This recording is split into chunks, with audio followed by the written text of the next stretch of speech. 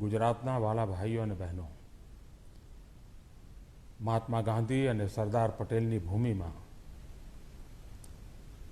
ગઈકાલ સાંજથી જે પ્રકારનું વાતાવરણ બન્યું છે,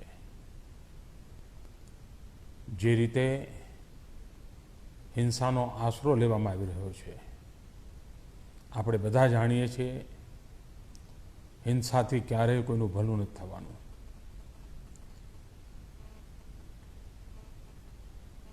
સમાજ જીવનમાં એકતા, સૌ સાથે મળીને ચાલીને રાજ્યનો વિકાસ અને વિકાસ દ્વારા જ સમાજના છેવાડાના માનવીનો કલ્યાણ કરવાનો પ્રયાસ એ આપણે નિરંતર કરતા રહ્યા છીએ. મારી સૌ નાગરિક ભાઈઓ બહેનોને વિનંતી છે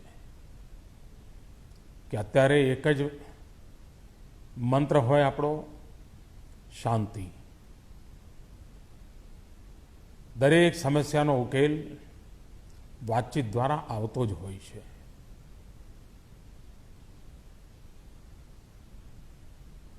લોકશાહીની મર્યાદાઓનું પાલન આપણે સૌએ કરવું રહ્યું. હું ફરી એકવાર ગુજરાતના સૌ ભાઈઓ બહેનોને શાંતિ રાખવા માટે આગ્રહ કરું છું. હિંસાના માર્ગે જઈને ક્યારેય કશું વળતું નથી.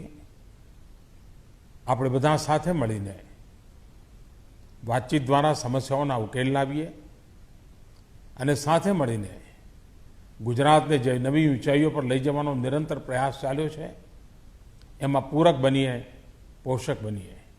એ જ મારી સૌ મારા ગુજરાતના ભાઈઓ બહેનોને આગ્રહપૂર્વક વિનંતી છે.